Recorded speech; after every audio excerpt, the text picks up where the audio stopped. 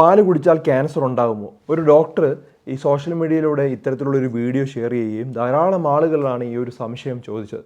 സാധാരണ പറയുന്ന ഒരു കാര്യമുണ്ട്, മനുഷ്യരല്ലാതെ ഒരു മൃഗവും ജീവിതകാലം മൊത്തം പാല് കുടിക്കാറില്ല, മനുഷ്യർ മാത്രമേ ജീവിതകാലം മൊത്തം പാല് കുടിക്കാറുള്ളൂ എന്ന് കളിയാക്കി പറയാറുണ്ട്. ശരിക്കും മനുഷ്യരുടെ ശരീരവും മൃഗങ്ങളുടെ ശരീരവുമായിട്ട് നോക്കുന്ന സമയത്ത് ധാരാളം മാറ്റങ്ങൾ നമ്മുടെ മനുഷ്യ ശരീരത്തിലുണ്ട്. ഇങ്ങനെ ഇരുന്ന് സംസാരിക്കാനായിട്ട് പറ്റുന്നു, ഓരോരോ കാര്യങ്ങൾ നമ്മൾ ആലോചിച്ച് ചെയ്യുന്നു, നമ്മുടെ വയറിൽ തന്നെ പലതരത്തിലുള്ള ആഹാരങ്ങൾ ദഹിപ്പിക്കാനുള്ള എൻസൈംസ് ഒക്കെ ഉണ്ട്. നിങ്ങളൊന്ന് ആലോചിച്ച് നോക്കിയേ, എല്ലാ ദിവസവും രാവിലെയും രാത്രിയും അല്ലെങ്കിൽ വൈകുന്നേരവും ചായ കുടിച്ച്, പാൽ ചായ കുടിച്ച് ആളുകൾക്കൊന്നും എല്ലാ ആളുകൾക്കും ക്യാൻസർ ഒന്നും ഉണ്ടാവുന്നില്ല. അപ്പോൾ അത് ഒരു തെറ്റായ ഒരു മെസ്സേജാണ്. അങ്ങനെ നിങ്ങൾ ഒറ്റയടിക്ക് വിശ്വസിക്കരുത്. ഞാൻ ഈ പറയുന്ന കാര്യങ്ങൾ വ്യക്തമായിട്ട് മനസ്സിലാക്കുക. പാല് കുടിച്ചാൽ ക്യാൻസർ ഉണ്ടാകുമോ, മറ്റ് ബുദ്ധിമുട്ടുകൾ ഉണ്ടാകുമോ എന്നുള്ള കാര്യം വ്യക്തമായി മനസ്സിലാക്കുക. അപ്പം മനുഷ്യരും അതുപോലെ മൃഗങ്ങളുമായിട്ട് നോക്കുന്ന സമയത്ത് മനുഷ്യരുടെ ശരീരത്തിൽ ധാരാളം എൻസൈംസും അതുപോലെ എല്ലാ ആഹാരങ്ങളും ദഹിപ്പിക്കാനുള്ള കാര്യങ്ങളെല്ലാം നമ്മുടെ ശരീരത്തിലുണ്ട്. ഇപ്പോൾ പാലിൻ്റെ ദോഷവശങ്ങളെന്ന് പറഞ്ഞു കഴിഞ്ഞാൽ പല സ്ഥലങ്ങളിലും ഇത്തരത്തിലുള്ള പഠനങ്ങൾ നടത്തിയിട്ടുണ്ട്, പാല് ക്യാൻസർ ഉണ്ടാകുമോ എന്നുള്ളത്. ഹാർവേഡ് സർവകലാശാലയിൽ നടത്തിയ ഒരു പഠനത്തിൽ അവർ പറയുന്നത് പാല് അമിതമായ അളവിൽ സ്ഥിരമായി ഉപയോഗിച്ച് കഴിഞ്ഞാൽ ക്യാൻസർ ഉണ്ടാകാൻ ചെറിയൊരു സാധ്യത ഉണ്ട് എന്ന് തന്നെയാണ്. പക്ഷെ അത് ഉയർത്തിക്കാട്ടി പാല് കുടിച്ച് എല്ലാ ആളുകൾക്കും ക്യാൻസർ ഉണ്ടാകുമെന്ന് പറയാനായിട്ട് കഴിയില്ല. Prostate cancer, testicular cancer, breast cancer, ഈ 3 ക്യാൻസറാണ് പാലിലെ ഈസ്ട്രോജൻ്റെ അളവ് അമിതമായി നമ്മുടെ ശരീരത്തിലോട്ട് സ്ഥിരമായി എത്തിക്കഴിഞ്ഞ് കഴിഞ്ഞാൽ ചാൻസുകൾ ഉണ്ട് എന്ന് പറഞ്ഞ്. ഈ പഠനങ്ങളൊക്കെ ഇങ്ങനെയൊക്കെ പറയുകയാണെങ്കിലും കുട്ടികൾക്കൊന്നും ഇത് കുടിക്കുന്നത് കൊണ്ട് ഒരു പ്രശ്നവും ഇതുവരെ കണ്ടിട്ടില്ല. ഇത് മാത്രമാണോ പാലിൻ്റെ പ്രശ്നം? പാല് 50% ആളുകൾക്ക് അടുപ്പിച്ച് പാല് ദഹിപ്പിക്കാൻ പ്രയാസമുണ്ട്. കാരണം പാലിൻ്റെ ലാക്ടോസ് എന്നുള്ള സാധനം ദഹിപ്പിക്കാനുള്ള ഇൻടോളറൻസ് പല ആളുകളിലും കാണാറുണ്ട്. അതിനാണ് നമ്മൾ ലാക്ടോസ് ഇൻടോളറൻസ് എന്ന് പറയുന്നത്. പാല് കുടിച്ച ഉടനെ ഗ്യാസ് ഉണ്ടാകുക, ഏമ്പക്കം ഉണ്ടാകുക, ദഹിപ്പിക്കാനുള്ള പ്രയാസം ഉണ്ടാകുക, വയറിളക്കം ഉണ്ടാകുക, ഇങ്ങനെയൊക്കെ പല വ്യക്തികളിലും കാണാറുണ്ട്, പല അസ്വസ്ഥതകളും. അത് ലാക്ടോസ് ഇൻടോളറൻസ് ഉള്ളതുകൊണ്ടാണ്, പാല് ദഹിപ്പിക്കാൻ പറ്റാത്തതുകൊണ്ടാണ്. ഒരു 20 വയസ്സ് കഴിഞ്ഞ വ്യക്തികൾക്കൊക്കെ പാല് കുടിക്കുന്ന സമയത്ത് ഇത്തരത്തിലുള്ള ബുദ്ധിമുട്ട് ചില ആളുകൾ വരാറുണ്ട്. ഇത് വെച്ച് നമ്മൾ ഒരിക്കലും ക്യാൻസറുമായിട്ടൊന്നും ബന്ധപ്പെടുത്തരുത്. എന്ന് പറഞ്ഞാലും ഇതൊക്കെ നമ്മുടെ ശരീരത്തിന് ഹാൻഡിൽ ചെയ്യാൻ പറ്റുന്ന ഒരു കാര്യം തന്നെയാണ്. പിന്നെ ചില ആളുകളിൽ പാല് കുടിക്കുന്ന സമയത്ത് അലർജി ഉണ്ടാകുന്നത് അത് വളരെ ചുരുക്കം ആളുകളിൽ മാത്രമാണ്. അപ്പം ഇതൊക്കെയാണ് പാലിൻ്റെ പ്രശ്നങ്ങൾ. അപ്പോൾ പാല് കുടിച്ച എല്ലാ ആളുകൾക്കും ക്യാൻസർ ഉണ്ടാകില്ല, അമിതമായ അളവിൽ കുടിച്ചാൽ മാത്രമേ ഇത്തരത്തിൽ പ്രശ്നം ഉണ്ടാവൂ. പാല് എല്ലാവരുടെയും ഫേവറേറ്റ് ആഹാരമാണ്. കാരണം ഇതിൻ്റെ അകത്ത് പലതരത്തിലുള്ള പോഷകങ്ങൾ അടങ്ങിയിട്ടുള്ളത് നമ്മൾ സ്ഥിരമായിട്ട് കുട്ടികൾക്കും അതുപോലെ മുതിർന്നവരും എല്ലാം കുടിക്കാറുണ്ട്. ഒട്ടുമിക്ക പോഷകങ്ങളും പാലിൽ തടങ്ങിയിട്ടുണ്ട്. ഒരു കംപ്ലീറ്റ് ആഹാരമായിട്ടൊക്കെ നമുക്ക് പാലിനെ പറയാനായിട്ട് പറ്റും. ഏത് മൃഗത്തിൻ്റെ പാലാണ് നമ്മൾ കുടിക്കുന്നതെന്ന് അനുസരിച്ച് പാലിൻ്റെ പോഷകത്തിന് ചെറിയ ചെറിയ വ്യത്യാസങ്ങളൊക്കെ ഉണ്ടാകും. അപ്പോൾ അത് ഞാൻ ഡീറ്റെയിൽ ആയിട്ട് പറയാം.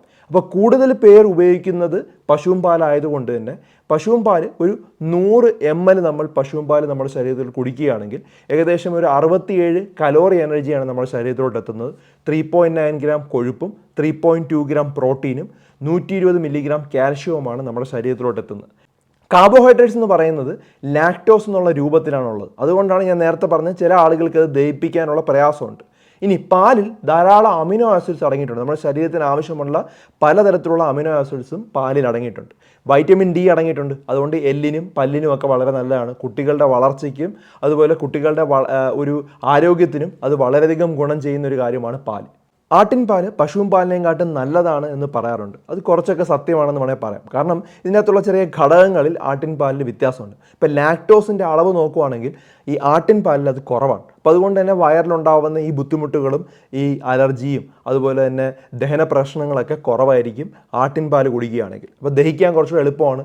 വൈറ്റമിൻ എ ഒക്കെ കൂടുതലും കാണുന്നത് ആട്ടിൻ പാലിലാണ്. അപ്പോൾ അതാണ് ആട്ടിൻ പാലും അതുപോലെ പശുവും പാലും തമ്മിലുള്ള മെയിനായിട്ടുള്ള വ്യത്യാസം. നമ്മുടെ ദൃശ്യത്തിൽ അഭിനയിച്ച ഒരു കുട്ടി ഇതുപോലെ ബിഗ് ബോസിൽ വെച്ച് ഇങ്ങനൊരു വീഡിയോ ചെയ്യുകയുണ്ടായി. അതായത് പാല് കുടിച്ചു കഴിഞ്ഞാൽ ഉറങ്ങാൻ പറ്റുമെന്നുള്ളത്. നേരത്തെ ഉറങ്ങാൻ എന്താ ചെയ്യേണ്ടതെന്ന് ചോദിച്ചപ്പോൾ ഞാൻ പറഞ്ഞു അവിടെ വേറെ നമുക്ക് ഓപ്ഷൻ ഇല്ല നേരത്തെ ഉറങ്ങാൻ വേണ്ടി.